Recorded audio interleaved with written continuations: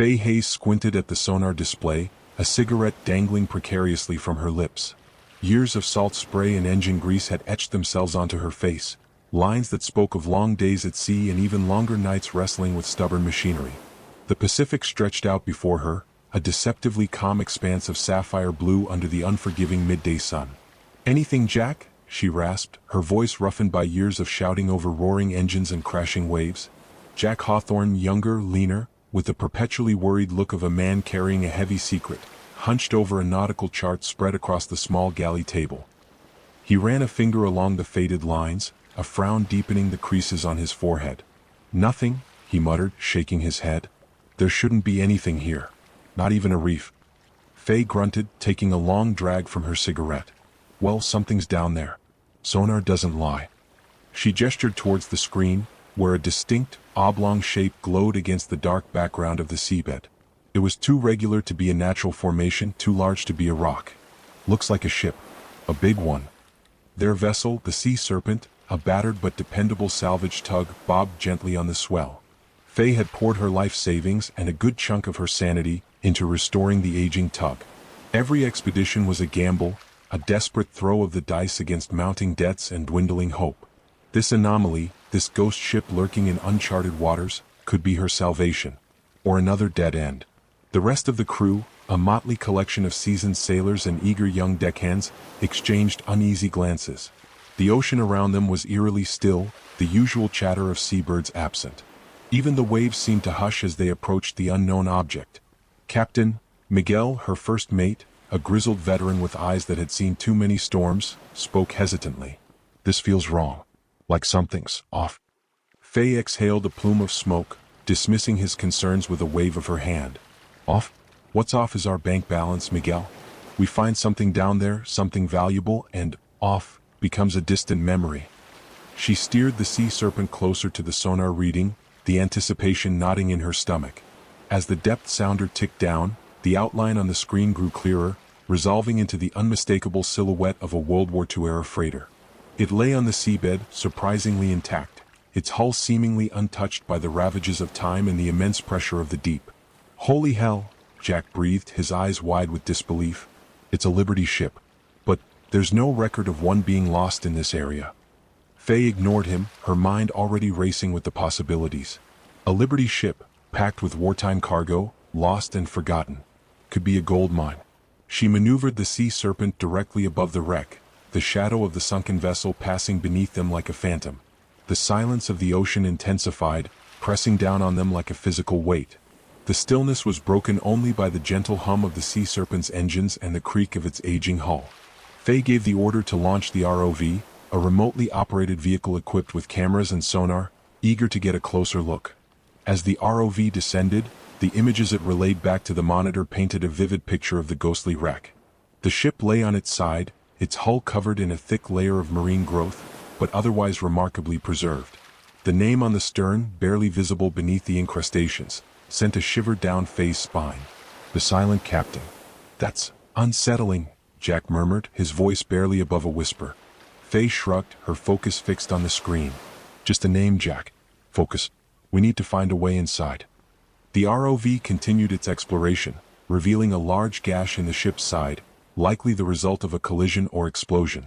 It was a perfect entry point. Faye felt a surge of adrenaline. This was it. This was the break she'd been waiting for. "All right, people," she announced, her voice ringing with newfound energy. "Let's suit up. We're going in." As the crew prepared for the dive, the unsettling silence of the ocean seemed to deepen, a premonition of the secrets hidden within the ghostly wreck of the Silent Captain. Faye, blinded by the lure of potential riches, pushed the unease aside. She was about to find out what the Silent Captain had been hiding. The water was cold, a biting chill that seeped through Faye's dry suit and gnawed at her bones. Visibility was surprisingly good for this depth, the beams of her dive lamp cutting through the gloom, illuminating the ghostly outline of the Silent Captain. The gash in the hull yawned before her, a dark, inviting maw. She signaled to Miguel and two other divers and they entered the wreck. Inside, the ship was a labyrinth of rusting corridors and decaying cabins. The air, trapped within the hull for decades, was thick with the smell of salt and decay. Fish darted through broken doorways, their eyes gleaming in the lamplight. The silence, even more profound within the wreck, was broken only by the hiss of their regulators and the occasional groan of the aging ship. Faye, leading the way, followed the ROV's initial survey, searching for a cargo hold or captain's cabin. She hoped to find something, anything of value. Manifests, navigation logs, maybe even a safe containing the captain's personal effects. Anything that could shed light on the silent captain's final voyage and, more importantly, its cargo. They moved slowly, cautiously, their lamps probing the darkness. The ship creaked and groaned around them, a constant reminder of the immense pressure bearing down on the decaying hull. Suddenly Miguel's lamp flickered and died. He swore under his breath, tapping the casing in frustration. "Stay here," Faye signed, using a combination of hand signals and prearranged gestures. "I'll check the forward section." She moved ahead, her lamp beam dancing across the rusted bulkheads. As she rounded a corner, she saw it, a small, sealed compartment, its door slightly ajar. It wasn't on any of the ship's blueprints she'd studied. A hidden room. Her heart pounded in her chest. This could be it. The jackpot.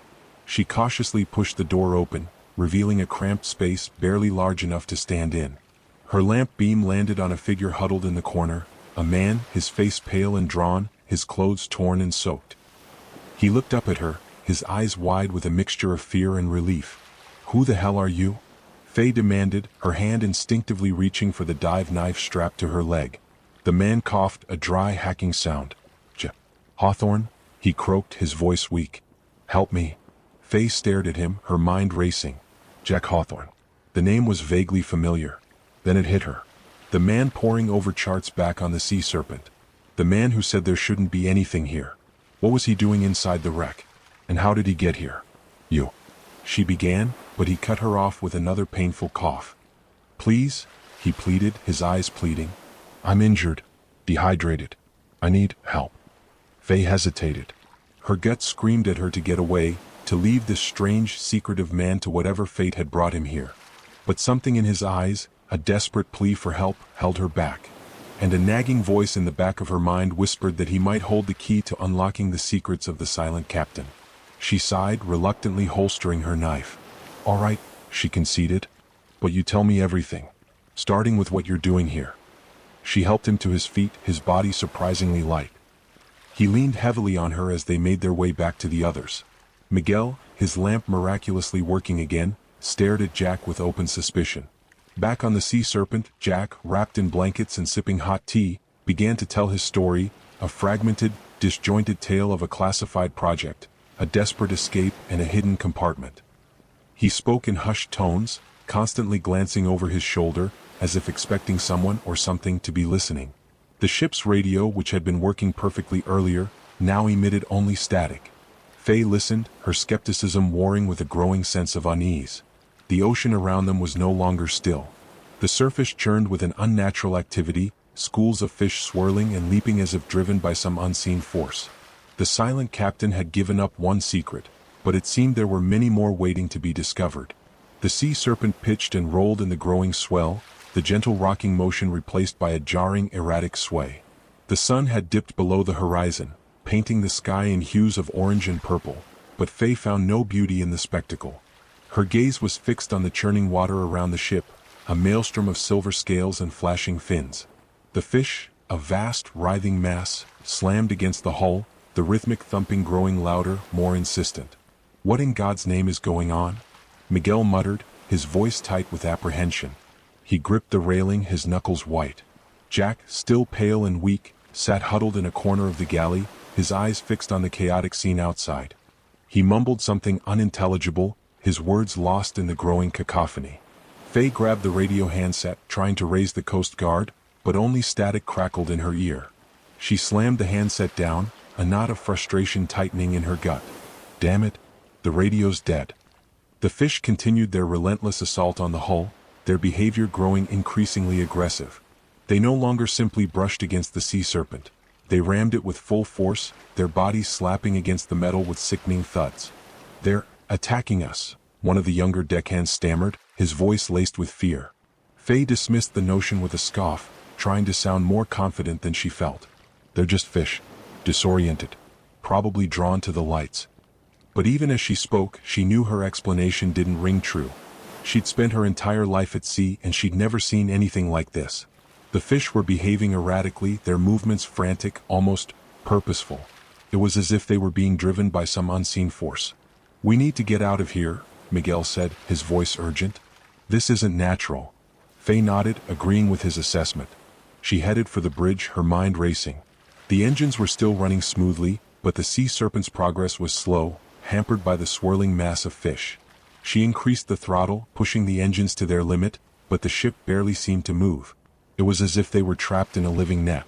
The fish continued to batter the hull, the impacts growing more violent. The sea serpent shuddered and groaned, its aging frame protesting the relentless onslaught. Faye felt a sickening lurch as the ship listed sharply to one side. Water sloshed over the deck, soaking the crew. "We're taking on water," Miguel shouted, his voice barely audible over the roar of the fish and the creaking of the ship. Faye fought to maintain control, wrestling with the wheel. The sea serpent felt sluggish, unresponsive. The swarming fish seemed to be impeding its movement, pushing against the hull, holding it captive. She glanced back at Jack, who was now clutching his head, his face contorted in pain. He muttered something about frequencies and sonar, his words fragmented, incoherent. Faye tried the radio again, desperate to make contact with someone, anyone. But the only response was the persistent static. They were alone, trapped in a nightmare of swirling fish and a malfunctioning radio, with a secretive, injured man who seemed to know more than he was letting on. As the night wore on, the fish showed no signs of abating. Their relentless assault continued, the rhythmic thumping against the hull a constant, ominous drumbeat. The sea serpent creaked and groaned, the relentless pounding taking its toll. Faye knew they couldn't hold out much longer. The first sign had appeared, a chilling omen of the dangers lurking beneath the surface of the seemingly calm Pacific. And as dawn approached, Faye had a sinking feeling that the worst was yet to come. The first rays of dawn painted the eastern sky in streaks of pink and gold, but the beauty of the sunrise was lost on Faye. Exhaustion gnawed at her, the sleepless night a blur of churning water, crashing fish, and the constant, unsettling thumping against the hull. She leaned heavily against the railing of the bridge, her eyes scanning the horizon, searching for any sign of rescue, any hint of normalcy. What she saw instead sent a chill down her spine. The horizon was no longer empty. It was dotted with shapes, dark silhouettes against the brightening sky. As they drew closer, the shapes resolved into boats, dozens of them encircling the sea serpent. Fishing boats, their hulls weathered and worn, their decks crowded with silent figures. Faye grabbed the radio handset, her heart pounding with a mixture of hope and dread. "Mayday, mayday. This is the sea serpent. We require assistance." Only static answered her plea. She tried again, switching frequencies, but the result was the same. The radio remained stubbornly silent. She lowered the handset, her gaze sweeping over the encircling boats. They were close now, close enough to see the faces of the fishermen, their expressions grim, their eyes fixed on the sea serpent. They made no attempt to communicate, no sign of acknowledgement. They simply watched, their silence more unnerving than any shouted warning. Faye grabbed a megaphone. "Hello? Can you hear me? We need help." Her voice echoed across the water, swallowed by the vastness of the ocean. The fishermen remained silent, their faces impassive. The fish, still swarming around the sea serpent, created a swirling barrier between the tug and the fishing boats, a living wall that held them captive. "What the hell is going on?" Miguel muttered, his voice hoarse with exhaustion and fear. He stood beside Faye, his eyes scanning the encircling boats, his hand resting on the hilt of his knife. Jack emerged from the galley, his face pale, his eyes wide with a mixture of fear and understanding. He stared at the fishing boats, his lips moving silently as if trying to decipher some hidden message. They won't answer," he finally said, his voice barely a whisper. "They can't." Faye turned to him, her eyes narrowed. "What do you mean they can't? What's going on, Jack?" He shook his head, his gaze fixed on the swarming fish. "It's the sonar," he muttered, his voice barely audible above the incessant slapping of fish against the hull. "It's affecting them, controlling them." Faye stared at him, trying to make sense of his words. Sonar? Controlling the fish? It sounded absurd, the ramblings of a delirious man.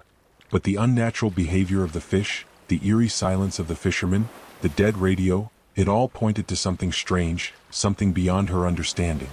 She grabbed Jack's arm, her grip tight. "Explain yourself, Jack. Clearly you know more than you're letting on." He flinched at her touch, his eyes darting nervously towards the encircling boats. I was part of a project, he stammered, his voice trembling. A military experiment. Sonar technology. It was supposed to influence marine life behavior. Influence? Faye repeated, her voice laced with skepticism. How? Frequencies, Jack mumbled, his eyes glazed over. Specific frequencies that trigger responses in their brains. Schooling, migration, even aggression. He shuddered as if reliving some traumatic memory. It was supposed to be controlled, contained. But something went wrong. Terribly wrong. Faye's mind raced, trying to piece together the fragments of Jack's story. A military experiment. Sonar technology. Controlled aggression. It sounded like something out of a science fiction novel. But the reality around her, the silent fisherman, the swarming, aggressive fish, the trapped sea serpent, was all too real. The fishing boats began to close in, tightening their circle around the sea serpent. The fish, as if responding to some unseen command, intensified their assault on the hull. The rhythmic thumping grew louder, more insistent, the ship groaning under the relentless pressure. Faye knew they were running out of time. The silent fisherman, the aggressive fish, the malfunctioning radio, it was all connected, all part of some larger, terrifying puzzle. And Jack, the secretive, injured man hiding in the wreck, held the key to unlocking the mystery. The gathering of boats wasn't a rescue, it was a containment. And Faye had a sinking feeling that they were about to find out just how far this experiment had gone wrong. The tightening circle of fishing boats pressed in on Faye's nerves like a physical weight. 40 boats, maybe more, their silent crews watching, waiting. The rising sun glinted off the water, turning the ocean into a blinding expanse of shimmering light, but the beauty offered no solace. It only served to highlight their isolation, their vulnerability. The sea serpent, battered and bruised from the relentless assault of the fish, felt less like a salvage tug and more like a bait fish trapped in a net. "We have to try something," Miguel said, his voice grim. "We can't just sit here and wait." Faye nodded, her mind racing, desperately searching for a solution. The engines were still running, but the swarming fish hampered their movement, creating a viscous drag that made maneuvering almost impossible. Escape seemed unlikely, but surrender wasn't an option.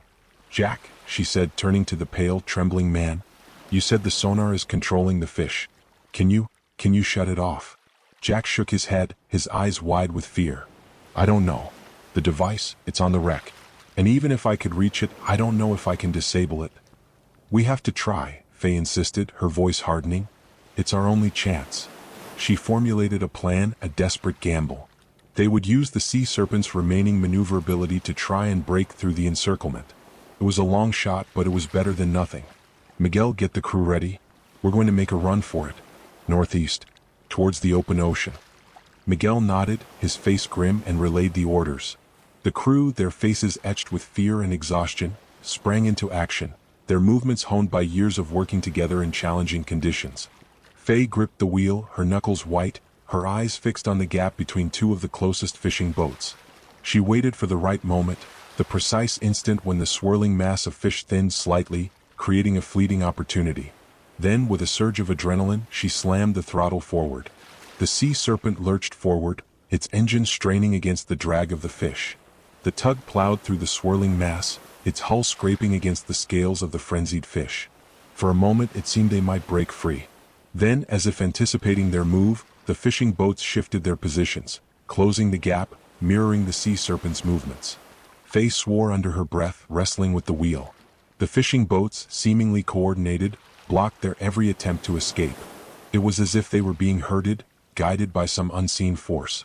"They're anticipating our every move," Miguel shouted over the roar of the engines and the thrashing of the fish. "It's like they know what we're going to do before we do it." Faye's blood ran cold. Miguel was right. The fishing boats were reacting with an unnatural precision, their movements too coordinated, too predictable. It was as if they were being controlled just like the fish. Jack, watching the scene unfold, let out a low moan. "The fishermen," he muttered, his voice barely audible. "They're drawn to the fish. Instinctive. They can't help it." Faye glanced at him, her mind reeling. The fishermen were being drawn to the abnormally behaving fish, the very fish controlled by the sonar. It was a horrifying realization. The sonar wasn't just controlling the fish, it was controlling the fishermen too, using their instinctive drive to follow the schools, creating a living, breathing wall around the sea serpent. Another wave of fish slammed against the hull, the impact jarring the ship, sending a shudder through its aging frame. Water sloshed over the deck, the level rising steadily. They were taking on water faster than they could pump it out. "We're not going to make it," Miguel said, his voice flat, resigned. "We're going to sink." Faye's gaze swept over the encircling boats, the silent, watchful fishermen, the swirling mass of fish. They were trapped, surrounded by a wall of silence and scales, a prison of their own making. A wave of despair washed over her, threatening to drown her in its icy grip. But then, something Jack had said earlier flickered in her memory. A failsafe. He had mentioned a failsafe. "Jack," she said, her voice urgent. "You said something about a failsafe. A way to shut down the sonar. Tell me." "No." Jack, his face contorted in pain, clutched his head. "The logbook," he mumbled. "Captain's cabin. Hidden compartment. The code, it's in the logbook." Faye didn't hesitate. She scrambled down from the bridge, her mind focused on one thing: finding that logbook. The escape attempt had failed, but there might still be a chance, a slim hope of survival hidden within the decaying pages of a forgotten logbook. The silent captain's secret, whatever it was about to be revealed. Faye splashed through the rising water on the deck, the sea serpent groaning beneath her feet like a dying beast. The incessant thumping of the fish against the hull was a constant, ominous drumbeat, a reminder of their precarious situation. She reached the companionway and descended into the dimly lit interior of the ship, her heart pounding in her chest.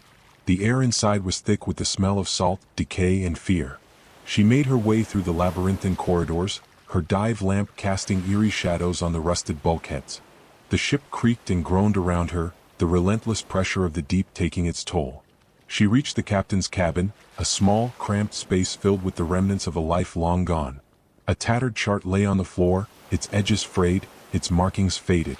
A half-empty bottle of whiskey sat on a small table, its contents long since evaporated. Faye ignored these ghostly reminders of the silent captain's past, her focus fixed on one thing: the logbook. Jack had said it was hidden in a compartment. She searched the cabin, running her hands over the cold, damp walls, probing for any sign of a hidden space. Finally, her fingers brushed against a loose panel near the desk. She pressed on it, and with a click, the panel swung open, revealing a small metal box. Inside, nestled amongst a collection of personal effects, a faded photograph, a tarnished pocket watch, a worn leather-bound book, was the logbook. She snatched the book and retreated from the cabin, her heart pounding with a mixture of hope and trepidation. She found Jack huddled in the galley, his face pale, his eyes glazed over. "The logbook," she said, holding it out to him. "Where's the code?" Jack took the book, his hands trembling. He flipped through the pages, his eyes scanning the faded ink. The logbook detailed the silent captain's final voyage, a routine cargo run from San Francisco to Pearl Harbor. But as Jack delved deeper into the entries, the routine narrative took a dark turn. The final entries, scrawled in a hurried, almost frantic hand, spoke of a secret cargo, a classified project, and a growing fear amongst the crew. "Here," Jack said, his voice barely a whisper. He pointed to a series of numbers scribbled in the margin of the final entry. "The failsafe code. It deactivates the sonar." Faye memorized the code, her mind racing. They had the code, but the sonar device was on the wreck, surrounded by the swarming fish and the watchful eyes of the fishermen. Reaching it would be a near impossible task. "I have to go back," Jack said, his voice regaining some of its strength. "I know where the device is. I can disable it." Faye stared at him, her eyes narrowed. "Are you sure? It's dangerous. Those fish." Jack nodded, his gaze firm. "I have to. It's my responsibility. This is my fault." He looked down at the logbook, his eyes filled with a mixture of regret and resolve. The silent captain wasn't just carrying cargo. It was carrying a prototype sonar device. My prototype. I was the lead scientist on the project. He paused, taking a deep breath. The project was classified. Top secret. We were developing a new type of sonar technology, something that could influence marine life behavior. It was supposed to be a deterrent, a way to protect our ships from enemy submarines. But it was unstable, unpredictable. He closed his eyes as if trying to block out a painful memory. The device malfunctioned during testing. The frequencies, they were amplified, distorted. They began affecting marine life in ways we hadn't anticipated. The fish, they became aggressive, disoriented.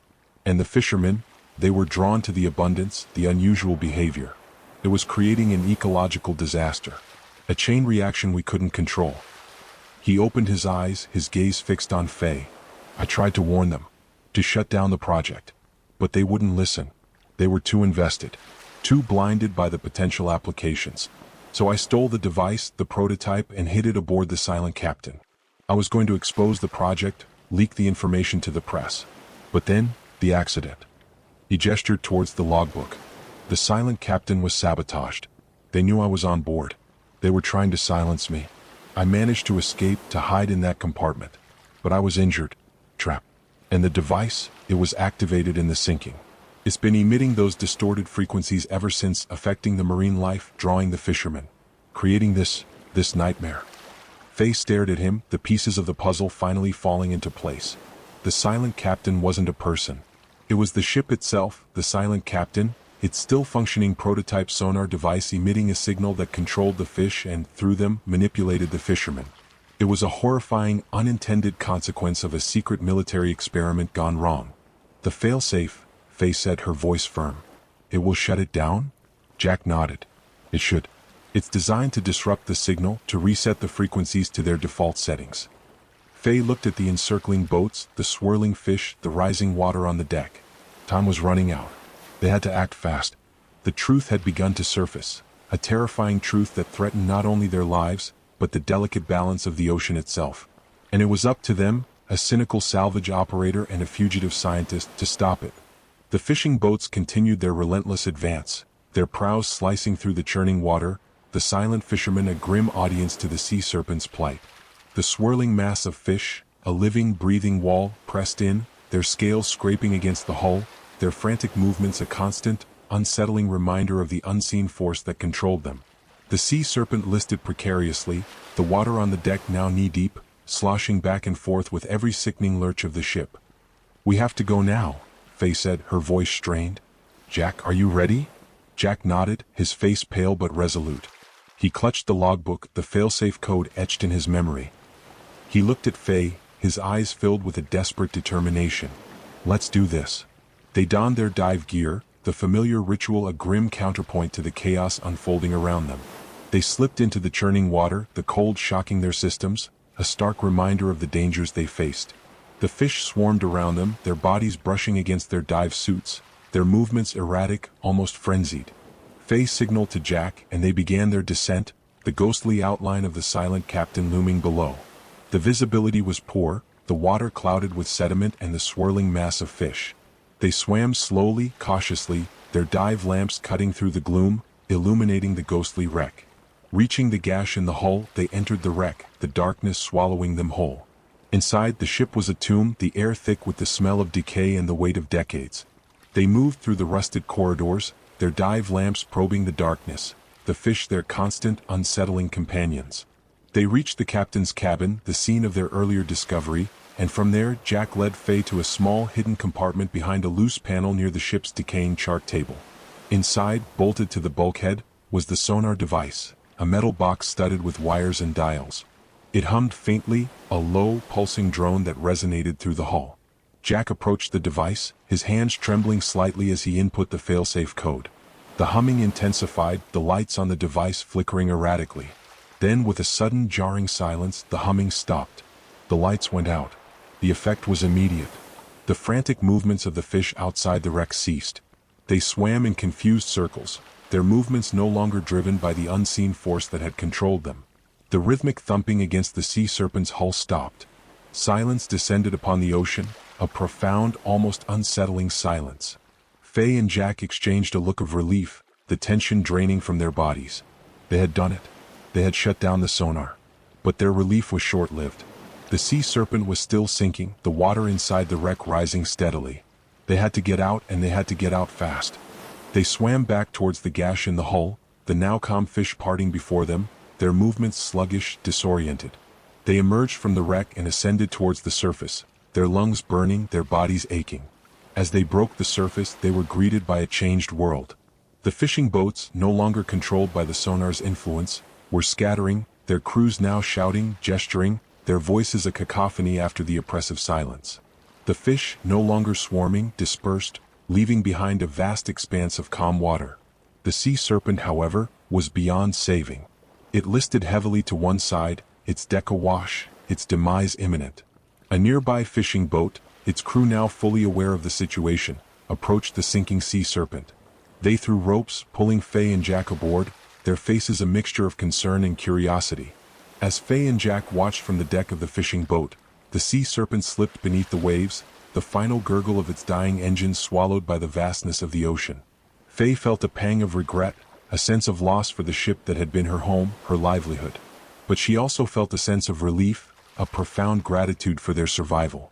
The other fishing boats, their crews now animated and communicative, were hauling in their nets, their faces alight with excitement. The sudden shift in fish behavior had resulted in a massive catch, a bounty beyond their wildest dreams. The lingering effects of the sonar experiment, the unintended consequences of tampering with the delicate balance of the ocean, remained unknown, a silent threat lurking beneath the surface. But for now, in the aftermath of the silent captain's reign, there was a sense of normalcy, a fragile peace restored to the ocean's surface. The wall had closed in, but it had also crumbled, revealing the true silent captain, not a person but a dangerous, uncontrolled experiment, its secrets now exposed to the light of day. The fishing boat, the Morning Star, bobbed gently on the now calm waters, a stark contrast to the chaotic scene of just moments ago. Faye, wrapped in a thick blanket, sat on a crate, her gaze fixed on the spot where the sea serpent had disappeared beneath the waves. A wave of exhaustion, both physical and emotional, washed over her. She had lost her ship, her livelihood, but she was alive. That, she realized, was all that mattered. Beside her, Jack sat hunched over, his face pale, his eyes closed. He looked even more fragile now, the adrenaline that had fueled their escape replaced by a bone-deep weariness. He, too, had lost something, his project, his reputation, perhaps even his future. But he had also gained something, a measure of redemption, a chance to right the wrongs he had helped create. The captain of the Morning Star, a burly man with a weathered face and kind eyes, approached them, 2 steaming mugs in his hands. "Here you go," he said, his voice gruff but gentle. "Hot coffee. Best thing for shock." Faye took the mug gratefully, the warmth seeping into her chilled hands. She took a sip, the bitter liquid a welcome jolt to her weary system. She looked at the captain, her eyes questioning. "What happened out there?" he asked, his gaze sweeping over the dispersing fishing boats. "Never seen anything like it. The fish, they were like crazy. And then just as sudden they calmed down. Like someone flipped a switch."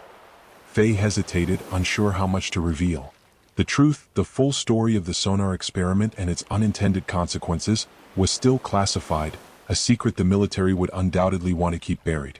But these fishermen, these unwitting pawns in a dangerous game, deserved to know something, some explanation for the bizarre events they had witnessed. "It was an experiment," she said, choosing her words carefully. "A sonar device. It malfunctioned. It was affecting the fish, making them behave strangely." The captain's brow furrowed, his eyes narrowing in suspicion. "An experiment? What kind of experiment?" Faye glanced at Jack, who remained silent, his eyes still closed. She took a deep breath, deciding to reveal a little more. "A military experiment," she said, her voice low. "It was supposed to influence marine life behavior. But it went wrong. It was causing the fish to become aggressive, and it was drawing the fishermen to them, using their natural instinct to follow the schools." The captain stared at her, his face a mask of disbelief. "The military?" he repeated, his voice incredulous. "They were controlling the fish? And us?" Faye nodded, confirming his suspicions. "It wasn't intentional. It was a side effect. An unintended consequence." The captain shook his head, muttering under his breath about government secrets and crazy experiments. He looked out at the dispersing fishing boats, his gaze troubled. "What about the fish?" he asked. "Will they be all right?" Faye shrugged, honestly unsure. "I don't know," she admitted. "The sonar is deactivated now, but I don't know what the long-term effects will be. I hope they'll recover." The captain sighed, his face etched with worry. He looked at Faye, his eyes filled with a mixture of gratitude and concern. "Thank you," he said, his voice sincere. "For shutting it down. For saving us." Faye nodded, accepting his gratitude. She looked out at the ocean, the now calm waters a deceptive mask, hiding the secrets that lurked beneath the surface. The silent captain itself, had been silenced, its secret revealed. But the true silent captain, the military project and its uncontrolled experiment, had left its mark, a scar on the ocean, a lingering question mark hanging over the future of the marine ecosystem. The sudden shift in fish behavior had resulted in a massive, unexpected catch for the fishermen, their nets overflowing with a bounty they couldn't have imagined. But at what cost? The true extent of the damage, the long-term consequences of tampering with the delicate balance of nature, remained to be seen. The ocean had given up one secret, but it held countless others, mysteries waiting to be uncovered, dangers lurking just beneath the surface. And Faye, even as she mourned the loss of her ship, knew she would be back, drawn back to the sea, to the endless quest for answers, to the irresistible lure of the deep.